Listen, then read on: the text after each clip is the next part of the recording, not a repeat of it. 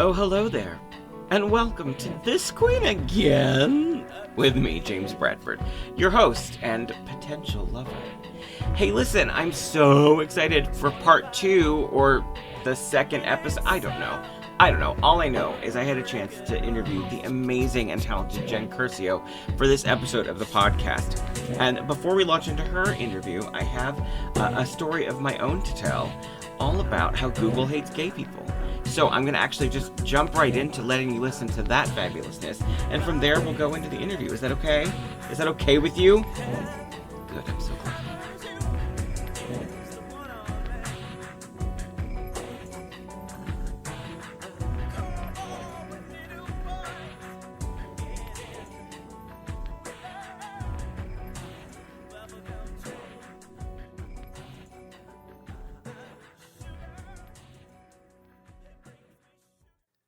Hey there, I'm James Bradford, and this is the story of how I was escorted off of the Google campus by security. Okay, it's a lot less dramatic than it sounds, but it's also like a lot more dramatic than I would prefer. Here's the situation. So I was, and still technically am, something called a Google local guide, which to be clear is not special. Anybody can be one. It's basically their version of Yelp. So what you do is you write reviews for local businesses, you take pictures of them and upload them, the whole Yelp experience, but for Google. But back in the day, this is about 2 to 3 years ago, they actually give you some decent rewards for doing it, like 2 years of their premium hard drive cloud storage, all kinds of cool stuff. So it was really worth it to put the effort in, which I did. And I got up to a pretty high Google local guide level, which again is meaningless in the real world, but it felt cool because I'm a nerd. So Google announced that they were having this event in San Francisco out at the Google campus, and they were inviting local guides to actually come and attend, and it was very exclusive. They were picking like 200 people out of, millions of people that do this. And I applied to do it because I wanted a free trip to San Francisco. And they wrote me back and they said, hey, listen, we didn't pick you to do this, but we really think you're cool and we love how you're a big fat queer. So we want to do a fully produced video with you about the Philadelphia gayborhood, because you write a lot of reviews about historical LGBTQ plus stuff in your area. And we think it would be interesting. I was like, hell yes, let's do that. So they sent in a video crew out here, and I picked several local businesses, Philly AIDS Thrift, which isn't technically in the gayborhood, and a lot of people seem to be annoyed by that. Giovanni's Room, which is a historical queer bookshop in Center City, Philadelphia. A restaurant that was owned by queer people. It was like a whole deal, and I was really psyched to do it. And it was a like top-notch quality production. It wasn't just like somebody with an iPhone. And the video was completed and it was uploaded. If you can find it on YouTube and every other video streaming service, you just search Google local guide Philly gayborhood. Unfortunately, it's recently been discovered by like homophobes and 4chan types, so it's flooded with really nasty comments. I wish Google would turn them off, but I don't think Google likes me very much. Let's continue the story and we'll discover why. So, I did this video and months went by, and then all of a sudden out of nowhere, I get this email from Google and they're like, hey, James, listen, we really think you're great. And someone dropped out of the conference. So we've changed our mind and we'd like you to come out. We're going to fly you out to San Francisco, put you up in like a really top-notch hotel. Your meals will be paid for. You'll come out to the Google campus. We have this whole experience for the weekend lined up for everybody. It's going to be so much fun. And I was like, yes, again, let's. So I did, in fact, fly out to San Francisco for this event. And it just so happened that at the time, wildfires, which seem to have not stopped since, by the way, but they were surrounding the San Francisco area. So the sky was literally dripping with ash. Everyone was wearing face masks. Sound familiar? And it was kind of not the best time to be in San Francisco, but still, free trip to California. I had never been in San Francisco in my whole life, so it was exciting for me. And I got there and I went to check into the hotel and they're like, great, we just need a card to put down for incidentals. And I was like, oh no, I'm with Google. The bajillion-dollar company Google, they took care of everything. Yeah, they paid for your room, but you still have to put down your card for incidentals because they're not paying for those. All right, well, how much? Yeah, it's $500. Hold on your card. It's a 100 what on my who now? what?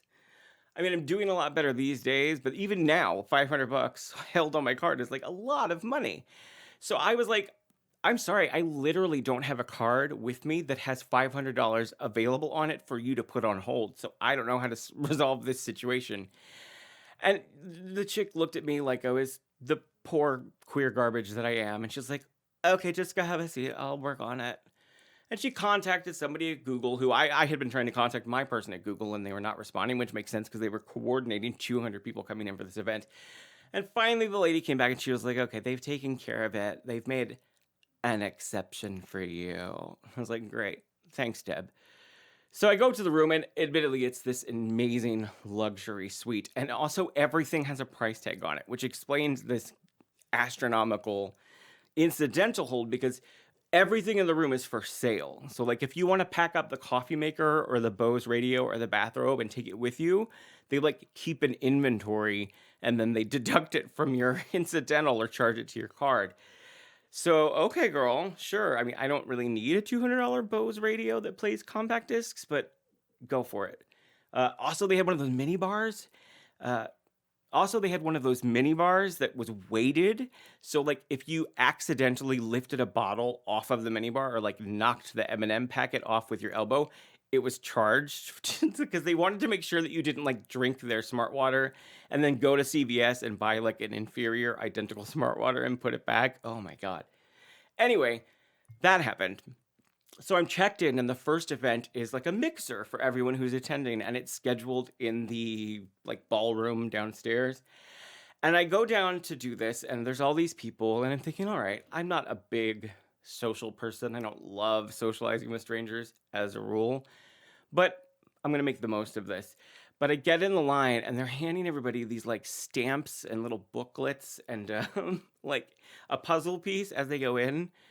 And I see it unfolding, and like my mind starts recognizing what I'm in for this weekend because it looks like one of those god awful corporate team building exercises you do with like your office where you're a secretary. And that's exactly what it was. So I'm going in, and the guy's like, "Hey, James, we're so glad to have you here. We want you to go around and try to get a stamp in your Google Passport from all of the other 199 attendees of the event." And I'm like, oh, all right. Well, what do I get for that? Well, the satisfaction of meeting 199 other people here at the event. Like my heart sank into my nuts. I was so not into that. And then the puzzle piece was because at the end, everyone was supposed to gather outside and put together a giant puzzle together with their puzzle pieces. So I went in and I sort of looked around at all these people fully enjoying this god awful nonsense. And I turned around and I went right back up to my room, turned on the TV, ordered some room service, and just went to bed because there was like a 6 o'clock call for the next day. So the next day, it happened to be, I can't remember exactly what day it was, like National Coming Out Day, I think, but like a national gay-related day. Um, and so I went downstairs. Oh, and they were urging everybody. They were like, make sure on all your socials to tag Google Local Guides event or whatever the fuck it was called. So I went downstairs for breakfast, and all they had was like cereal and donuts and muffins. So I keep in mind I'm a comedian, and they brought me to this event after having me film a video for Google because I'm a gay comedian and like a personality. So I tweeted and I was like, I know it's nasty, but it's funny. I tweeted, making someone wake up at 6 a.m. for a breakfast that's 100% carbohydrates is a gay hate crime. Hashtag Google Local Guides. Which is funny as shit, and I will not be told differently. And then they loaded us on all these buses to go from the hotel to the Google campus, which it turns out was like a 2-hour drive each way. And we were on the buses, and everybody's crammed in, and it's so annoying.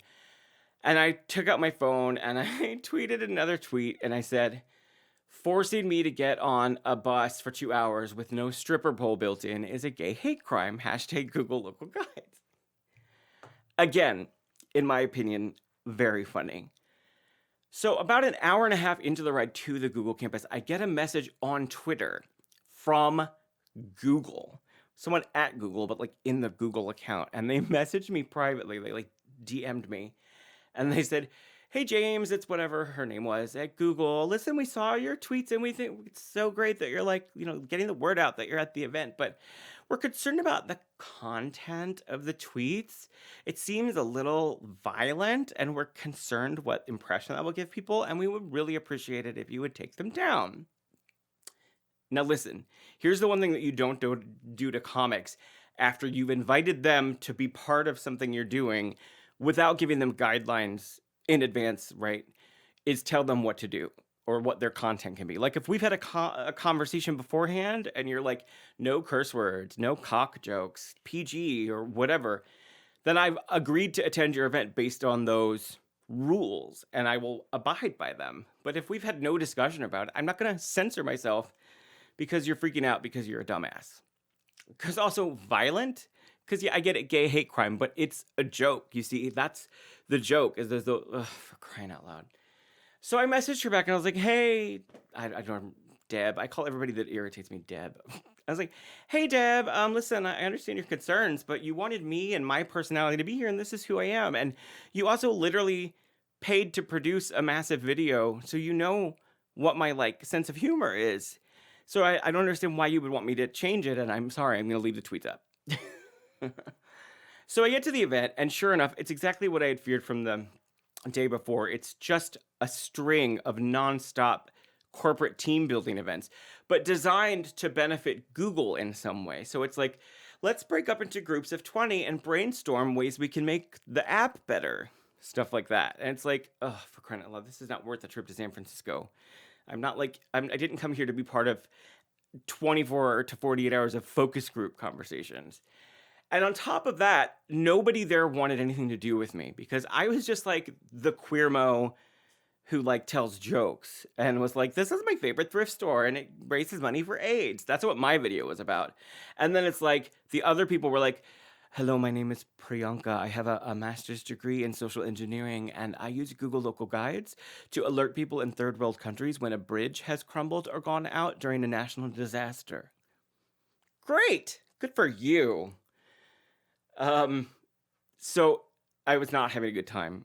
And I think everybody could tell I was not having a good time because people would come and interact with me and try to cheer me up. And I was like, no, just back off and let me be miserable. I just can't wait for this to be over. Maybe they'll give me some expensive Google stuff to take home and I can eBay it. The first day goes, we break, we have lunch. I meet this guy at lunch. It's a nice conversation. He kind of cheers me up a little. We get back again. We're in the second half of the first day, and I'm in one of these stupid panels. And I feel this tap on my shoulder, and it's this lady who I've never seen before in my life. And she's wearing a Google blazer and a Google pin. It's such a fucking cult, you guys. It's a full-on cult. So anyway, she taps me on the shoulder and she's like, hey, James, can I speak to you for a minute? And I knew it was going to be something to the effect of go away. You suck. You're bringing us all down. I knew it was going to be something like that. So I sighed and I turned around. I was like, sure, what's up? And she's like, let's go just have a conversation over here. She pulls me away from the group. And as she does so, I notice there's another person with her. And he's not, to be fair, he's not exactly the big bouncer type that you would expect. But nonetheless, he's wearing a shirt that says Google Security on it. So she says, listen, James, it seems like you're not really having a good time, and we don't want anybody to not have a good time here. So what I'd like to do is just send you back to the hotel, and we're going to put a credit on your room so you can get room service, and you can continue to spend the weekend in San Francisco and just enjoy the trip and not worry about any of this. So I know it sounds from her mouth like it was a really nice gesture, but meanwhile, another guy has come up and is standing behind her, and they've both got their arms folded, looking menacing, and they're wearing security shirts. So I said to her, I'm like, hey, listen, I appreciate all that, and you're right, I'm not having the greatest time, but it doesn't actually sound like you're framing this like it's a choice. It sounds like you're telling me that you'd like me to leave. And she was like, well, we're really just very concerned about the tone of your tweets. Which, again, is the dumbest thing I've ever heard. She's insinuating that they think, I don't know what she thought. Did she think I was going to commit a gay hate crime? I don't know what her problem was. But these guys are staring at me, and it's clear that I'm being exited from the building. So I was like, all right, well, sure. Whatever you think is best. And she's like, great, just come with me. And then they, sort of flank me like a prisoner that's going to the death chamber. And they power walk me out of the auditorium, out into the parking lot, where an Uber is already waiting for me with the engine running. And they usher me in the car and they're like, okay, peace out. And I'm like being driven 2 hours back to San Francisco to the hotel because I have been kicked off of the Google campus for posing a violent threat to the people who were there. I cannot stress to you enough, again, I had worked with Google enough to this point where anyone who was working with me as a guest should have known what my sense of humor was. So weird. Well, the sort of chef's kiss of the whole thing is I did get back to the hotel. I spent every penny of the credit they put on my room, by the way. Like, I bought like 50 power, 5-hour energy shots from the lobby to take home. Because I was so pissed at Google. I should have stuffed my suitcases with everything in the room, but I don't know. I'm not shady enough, I guess. Anyway, the big chef's kiss moment is that because it was raining down ash from the sky, flights were being canceled left and right because they didn't want people to, like, plummet to their deaths in a fiery, burning inferno. And I got this phone call the night before the morning I was supposed to leave from the airline saying, we would encourage you to cancel and reschedule your flight at no cost. And we'll do that. And we're moving flights like 2 days forward. And do you want to do that? And I was like, I guess I should. Because again, I don't want to die. So I did. And then I got in touch with the lady at Google. And I was like, hey, the airline asked me to push my flight out by several days. But now, my hotel reservation ends tonight. I'm not sure what to do. And she essentially said, well, good luck with that. Ta. So Google kind of fucked me in the end and didn't arrange for me to have somewhere to stay for the last 2 days. I ended up crashing on a friend's couch. Fortunately, I had just done the Chris Gethard show, and these awesome people who saw me on the show allowed me to stay at their place. And yeah, so that's the story of how I got kicked off the Google campus during a raging fire in San Francisco because I'm a very violent person.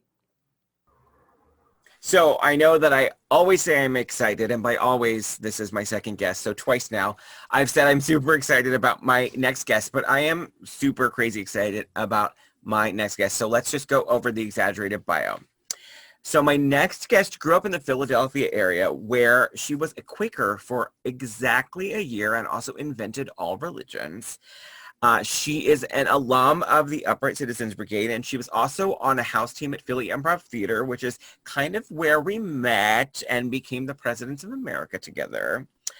She designed socks for Kmart and invented shoes, and she runs the most amazing podcast. She co-hosts it, I should say, called Touch from the Past, which is all about the ooky spooky things going on in your town and hers, which is Los Angeles, where she moved after she bought it. So, well, without any further ado, please join me in welcoming the amazing Jen Curcio. Hi, Jen. Hi, I'm so excited to talk to you. I've adored you for 10 years now since we met. It's so nuts. It's weird because we have one of those relationships where we were never extra crazy cuckoo bird close, but there was this the second that I met you, I felt drawn to you and knew that there was a kinship.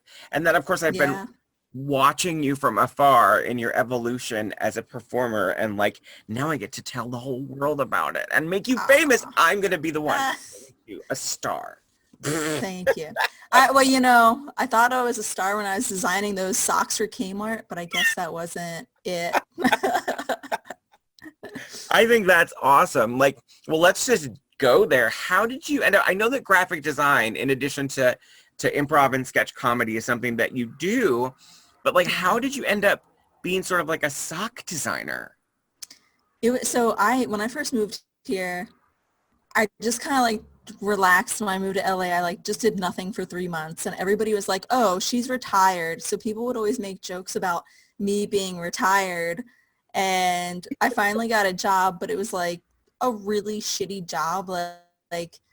The salary was good, but then they worked so many hours that it really I calculated it, and I was like, I make minimum wage. Oh my God. For the amount of time I work. So then I started applying for just anything I could find. And I saw a sock job, a sock designing job, and I was like, why not?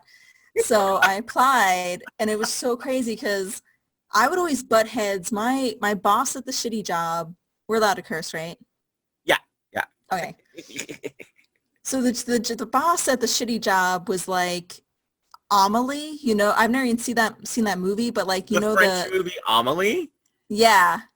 So she looked just like that, and she like prided herself on that. And her name was Cambria. Like she was just like such an over the top person. And she was like, I used to design for Martha Stewart. Like she was just always on it about, and I'm like, well, you don't anymore. Like it was a company that started because they made knockoff clip art for Microsoft computers. Oh my God. Yeah, and so then they like moved into like monogrammed plates and towels and crap like that, like stuff nobody needs. Right, And like greeting Martha Stewart for cards. Kmart. Yeah, exactly. So then we would butt heads a lot, and then I got fired, and the very next day the SOC people called me and they were like, do you want to come in for an interview? And I was like, yeah, why not? And they hired me. They were like, it was a Korean family who owned the sock design company, and it was also a sock factory. That's, let me just say though, from like moving to, and we'll talk about your time in Philly in a second, but moving to Los Angeles and becoming a sock designer is the opposite of what you hear people doing when they first get there. It's always like, well, like Todd, who is, the other person from this episode, he worked at an Applebee's, and you're like, of course you did.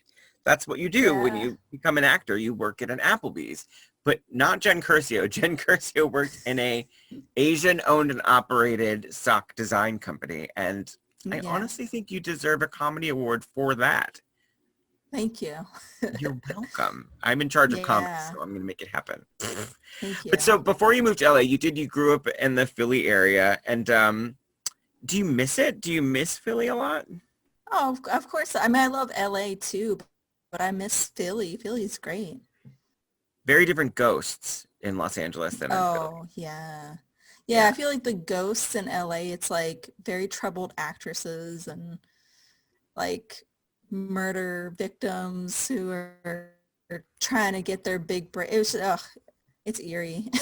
Yeah, or like getting starlets getting run over by an ice cream truck. That is a throwback, ladies and gentlemen, to an episode of Touch from the Past podcast that Jen does with Clark, and well, that's just it's a throwback. You'll just have to listen to it. I'll put the link in the info. What a gem that story. What a gem! It's a hit.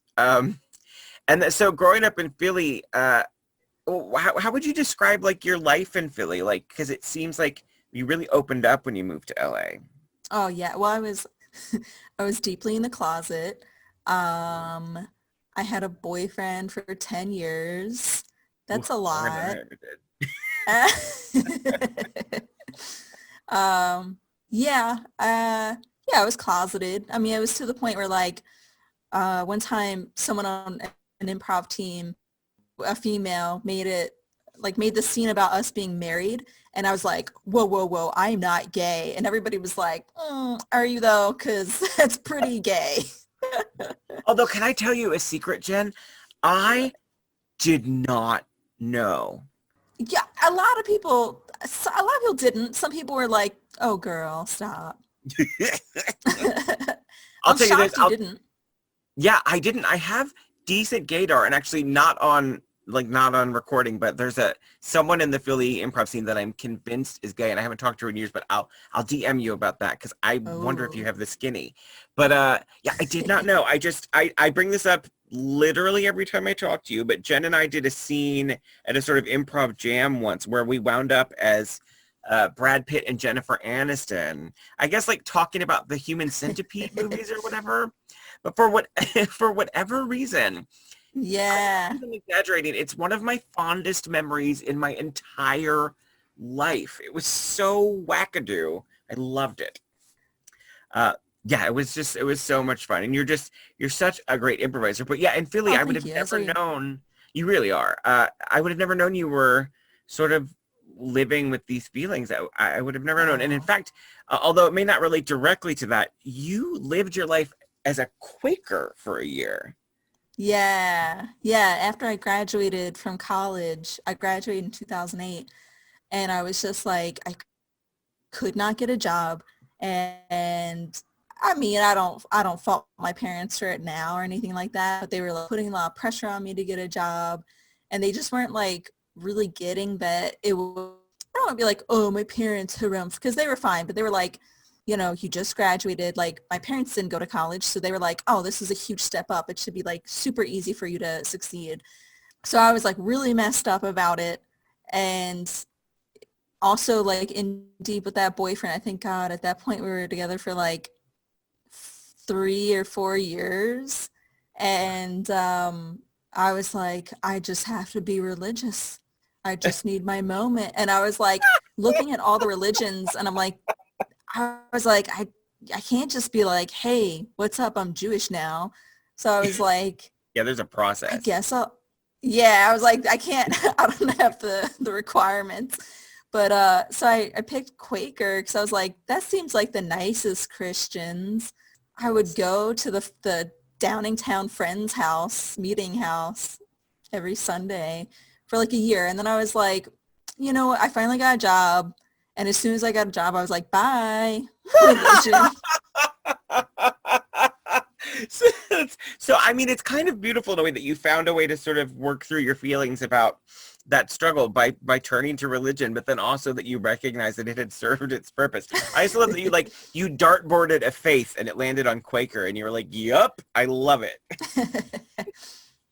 I worked at an art gallery very briefly with a woman who was Quaker, and all I remember is she was very, very nice, and she's very sweet and kind, and certainly didn't have a problem with the gay thing. And then one day she was acting up about something, and I told her she was acting crazy, and she lost her mind that I used the word crazy, which I understand can have politically incorrect connotations, but I was just being colloquial. Obviously, I wasn't like literally saying you're mentally ill, but clearly she was Yeah. mentally ill because she fucking lost it when I said that. Like oh my God. So that's the only point of reference I have for Quaker people is you and that lady. And I have to say, I prefer you for sure. I'm glad.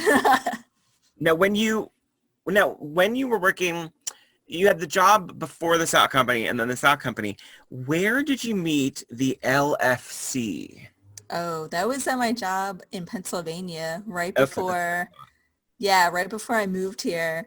So it felt so sweet when I was like, basically she was a coworker who I like always butted heads with. I make myself out sound like someone who's fighting with everybody at work. She was just somebody who was like, she would just make these big statements. Like, they announced when our like company luncheon was, and that like everybody would be getting a gift and a bonus. And she just stood up and was like, I don't think any of you deserve any of that. And we were like, what? Why? Like, what is your problem with us? Just not even with a shred of irony. Like she would just say something like that. Oh yeah. Like she would just be like, nope, nobody deserves it. No one deserves a Christmas luncheon. And I'm Well, like, thanks for why? your input. Yeah. Well, she just acted like she was the only one that worked hard there. And I'm like, dude, we're all working equal. Like, I mean, it was a large corporation. So it was like some people were like floating by. It is what it is. Like, I don't care. Like, you're doing your thing. I'm doing mine. As long as we don't like you're not like dragging me down. I don't care. Well, yeah, and also, why do you care if everybody gets like a damn paperweight from the boss for Christmas? Yeah, exactly. It was like a lunchbox. It was a lunchbox with our company logo on it. Oh, great. I'm sure you've kept that to this day. Also, we should clarify to everyone that LFC stands for least favorite coworker, which is not what I thought that it meant. Do you remember? I told you this. I remember I thought it stood for little effing C word. Oh, yes. That's what it was. And you would tweet religiously. It was honestly a saga. It was like a telenovela. People should go back in your feed, Oh, yeah. Twitter, and look for these tweets. But yeah, you would tweet about the LFC, and it'd be like, man, she's calling her coworker something like that in a public forum. That could really. And then you were like, it's least favorite coworker, and I'm like, oh, that sounds more Jen. Yeah, that's spot on. Like, I pick letters that means something way worse. And then I'm like, oh, no. It's this pretty benign. Well, I mean, least favorite. But she was everybody's least favorite. Like everybody was like, no one liked her. I also love that you're like, well, I mean, least favorite. That's pretty bad, Jay. Yeah, that's so mean. I'm a terrible Jen. Oh my Lord. Ugh, beautiful. Well, no wonder you moved on to comedy after all of that nonsense in the sort of corporate world. I will say after, and we'll get on to your LA life, as it were, but I will say that there's a remnant of you, besides obviously just the wonderfulness that you left behind, but there's a remnant of you in Philadelphia, although I'm not sure what ever became of her. But tell the world about the Jennikin. Yeah, the Jennikin. It was crazy because after I moved to LA, people started sending me photos of this little mannequin with like blonde hair, blue eyes, like pretty much the same haircut as me, that lives at the store next to the Philly Improv Theater on Samson. So people would send photos, and someone just posted a photo of her. Oh, so she still lives. Posted a photo. She lives. She still lives. She lives. She was gone for a little bit for the quarantine, but she's out and about now. Oh, good for her. Good for her. Yeah, she's doing it. She's doing better than we are, probably. He's like, I don't need a mask, honey. I'm just gonna. But yeah, it's uncanny. I mean, in a goofy way, it's uncanny. Yeah. This mannequin, I truly believe that you left a fragment of yourself behind to make us all feel at peace. Yeah, I did. You're welcome. Thank you. Yeah, it's just a chunk of plastic from your heart. Yeah. So, well, it's funny because there was another thing right after I moved. Someone was tagging like the SEPTA, like underground SEPTA station with just Curcio. Someone was writing Curcio on the wall. It wasn't me. I was gone. And it was like your spelling. Yeah, it was like my exact last name spelling. Right. But like in a tag way. What if there's like some ghost in Philadelphia waiting for you to tell its story and you just haven't put it together? I mean, not to like really get into ghosts, but it's like we had a medium on our podcast a couple weeks ago. Yeah. And she was saying like everywhere that's important to you, you leave like a big spiritual smudge on it. And I was like, that kind of makes sense. Maybe it's like my portion of my ghost, my future ghost already acting up. Could you imagine though if like you left a sort of soul fragment behind and it was like, I'm gonna just get some spray paint and do this? So you moved to LA. Oh, doy, I don't know how many times I can mention that. And by the way, I've just always been so envious. I went to LA, but your Genesis, your Genesis. Oh, good for me.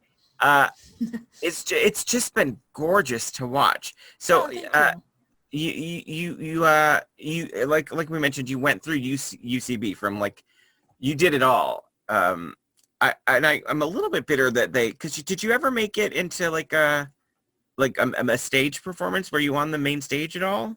Yeah, I like not on like a house team or a Herald team, but I've done my very first, well, actually my second improv team, Power Lunch here.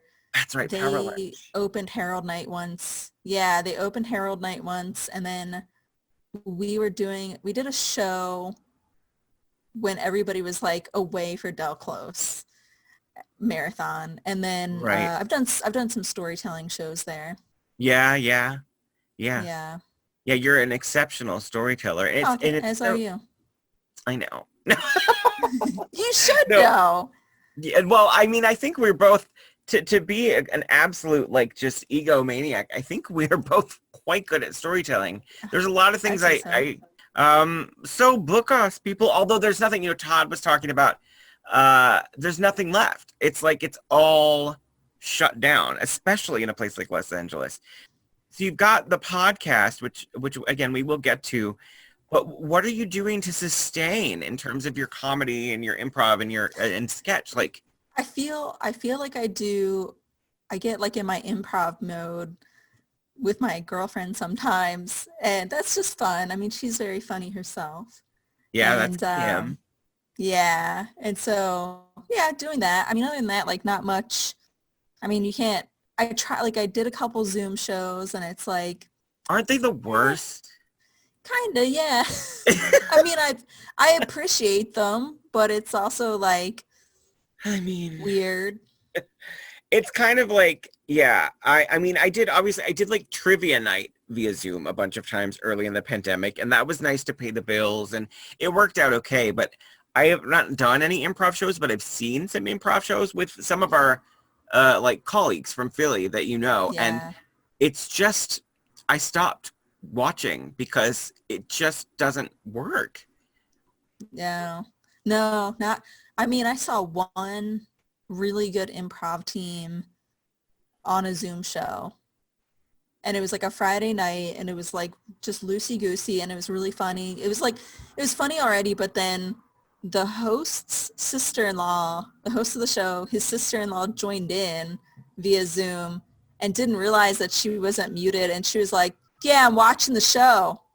Yeah, bring me another beer. Like, it was, and then like the camera obviously flipped to her, and she's just like staring off. It was so funny. See, I think that that's the element that's missing, is this sort of spontaneity of a live audience really being able to react in like real time. So maybe that's what we need to do. Maybe we need to all do improv shows on Zoom where we trick our family members into attending and then put them on mic, on a live mic. Yeah, there you go. I think That's that it. you need to like flesh this out, and we need to sell it as a package concept. The two of you are doing all right with the whole COVID thing though, huh? Yeah. Yeah, and it's funny because we actually moved in together. We had been together for a year, and then we moved in Yeah. together like the week everything shut down. And it was crazy. Was that Yeah, it already was, in the works, and then it just fell, and the cards fell that way? yeah. Well, so we started looking in like February, and then we got the place we were living in, and we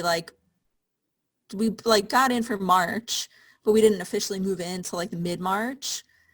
And because like our 30-day notice at our previous places, so we were just kind of like slowly moving in.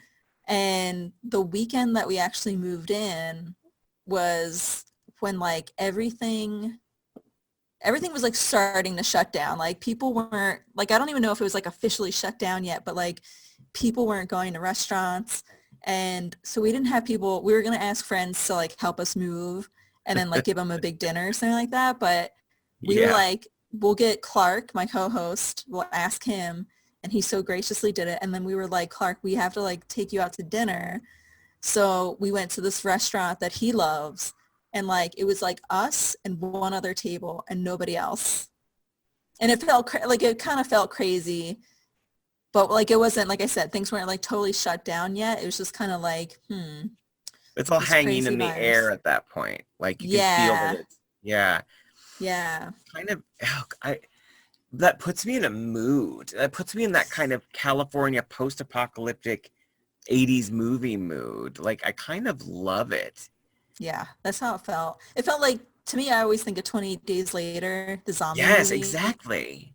Yeah, like anytime I like go out for anything that isn't like absolutely essential, like a takeout dinner, like I think of that moment where he goes in, he's like, well, we don't have any burgers.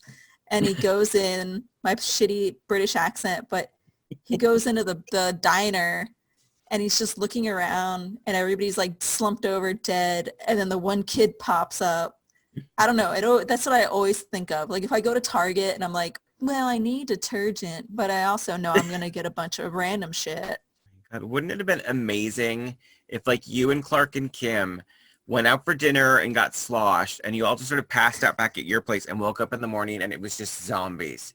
Oh my God, that's terrifying. That's what it felt like a little bit.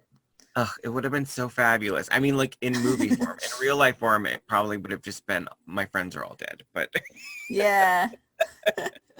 This is a horrible reality. yeah, yeah, it never plays out quite the same in real life, you know, with all No. my zombie experience. I'm an expert, clearly. Yeah, I would me love for you to too. tell me like just a story of a memory of one of your favorite times performing in LA since you moved there. Well, there was one night, okay, so there was one night where I ended up doing 4 shows, in one night in one location too. So there's a place called the Clubhouse. Mhm. Apparently it's not in existence anymore, but Yeah. RIP, but it was 2 floors in a shopping center next to a Russian grocery store called John's. And I had a class show at like 5 p.m. and then my improv team Power Lunch had a show at like 7. And then in between the 5 and the 7, someone was like, oh, I'm doing a show. Do you guys want to jump in? So we like did that show. And then after the 7 p.m. show, I was going to leave for the night. And my friend was like, my improv team didn't show up. Can you jump in with us? And I was like, why not?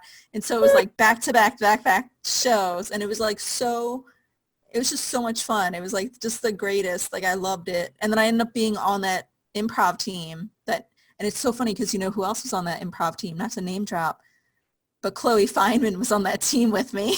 Oh, wow. Yeah. Well, name drop away, honey. Shout out to Chloe. Hey, Chloe, call Yeah. me. Yeah, she was great. She was very nice and talented, obviously. Yeah. Wouldn't it be great if the end of your story was, and she was garbage? She was the worst. No, she was great. And of course, that's so LA. It's like that all that happened, and then you probably went home and you were like minus $25 instead of earning a penny. I know, yes. I bought all that Tecate for $1 a can. One of my favorite moments in Philly Improv, which is just such a good example of the exact opposite, is I did a show in a yoga studio in West Philly that was opened by a improv group that Daryl Charles was on, one of the greatest improvisers in Philly. Yeah. I don't remember which team it was, but only one other member showed up for this show. It was part of Fringe Festival. So the two of them did their best to improvise with an audience that was mostly there to see me, not to brag. And there's a guy in the audience who I had the hugest crush on. And he came specifically to see me. And then I went up and did one of the worst performances of my life. I did some bit about Joan Rivers, which sort of ties into my interview with Todd, actually. And it was such a bad bit. And I was bombing with this bit. And at a certain point, I just looked in the audience and I said, and I think the point of my story is, why doesn't anybody name their kids Joan anymore? Which had nothing to do with anything. It was such a terrible show. And I made $80. Damn, that's good though. And I think that's a funny joke. I would have laughed about it. Because it's true. I think no they one laughed names out of pity. Yeah. No, nobody names their kid Joan anymore. They really don't. Well, honey, we could do a whole podcast about me griping about names. We really could. We need more Barbara Stanwicks and Angela Bassett's, but whatever. Hi, Madison. Hi, Mercedes. How are you? So we've talked about it a couple of times, but let's talk about Touch from the Past podcast. Tell me all about your co-host. Tell me about the podcast. Tell everyone. Oh, thank you. Yeah. Oh. Too fast, too furious out there. Yeah, sorry, everybody. Because Jen is a lesbian, she disappeared on her motorcycle unexpectedly. So we're going to have to cut it short. I was like, gotta go. Vroom, vroom. No, that was my Subaru.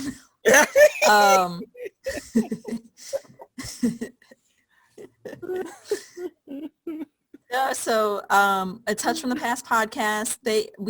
Clark and I met in improv 401 class at UCB, and he's also like us. He's a great improviser and just so funny. He's so funny and just a wonderful person. And we both just love creepy, spooky shit.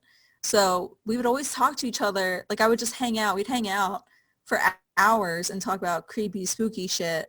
And then I was like, wait a minute, why don't we make this a podcast? And so for one of our first episodes, we actually, on like a kind of a whim, booked tickets to Philadelphia, flew back, and we went to Penhurst Asylum. Yeah. And we stayed overnight. And it was super, super spooky. Like, it was like a ghost tour situation, and they kind of gave you tools and let you wander around, which was super scary because it was during the Halloween time, so they had some of the buildings shut off for that. so they could do like the haunted part. Right. And then they like let us explore, and that was super spooky. So it was like they had never really cleaned up. And there was like a whole box of audio tapes of Stephen King books, and from I thought you were about 1995. to say. I thought you were about to say there was like a box of audio tapes from some shrink that had like recorded interviews with Kate. Oh, And I was going no, to be I like, if you wish. did not steal that, I will never forgive you. Well, so we were in this one room, and they gave us this like motion detector thing.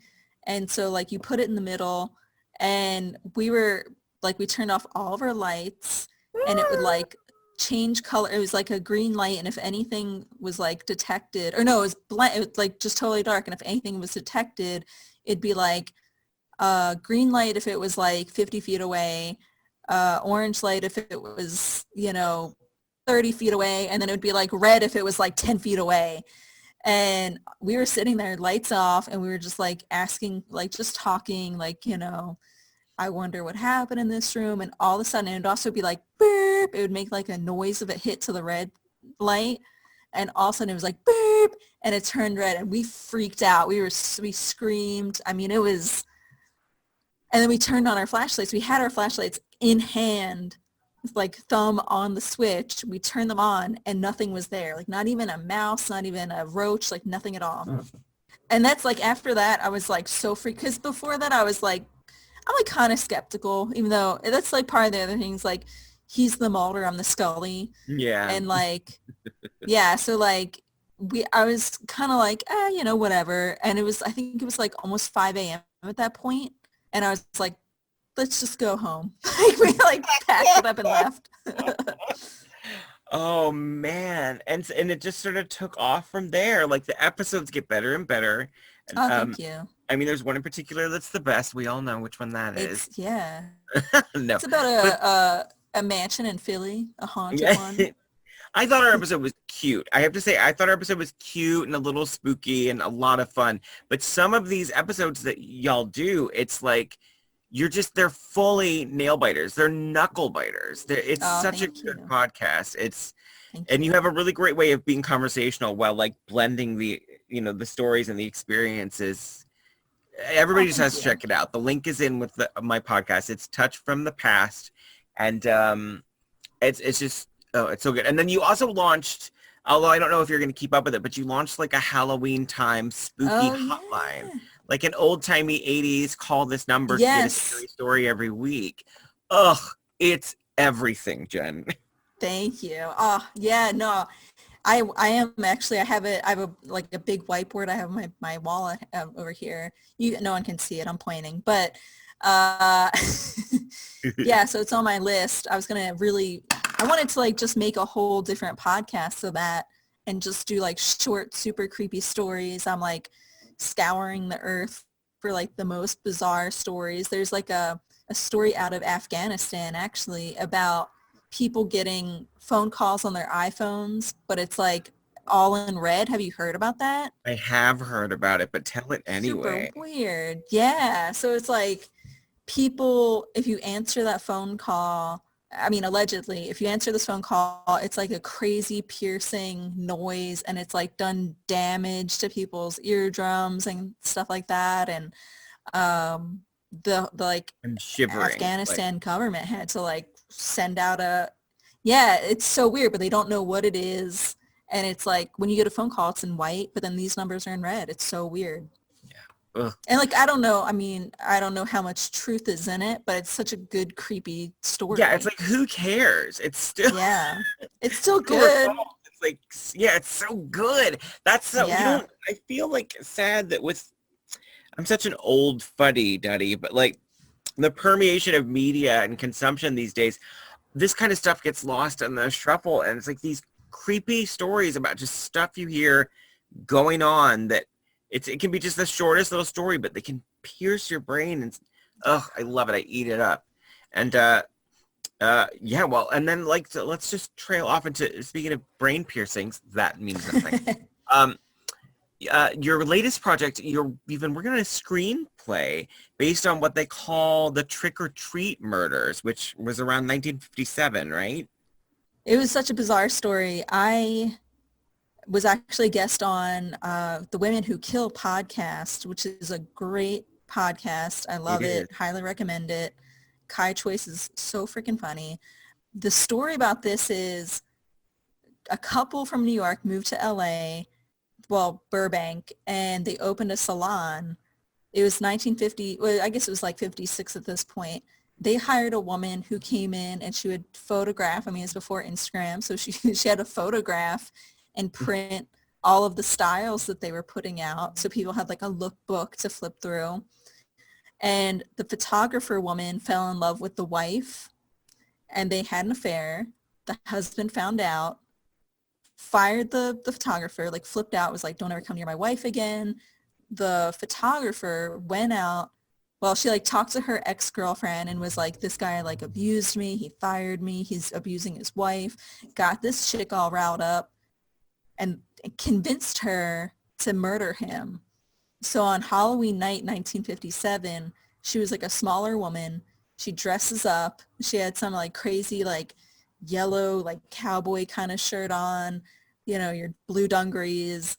And she had this mask on like over her eyes. And she had a trick-or-treat bag with a gun in it.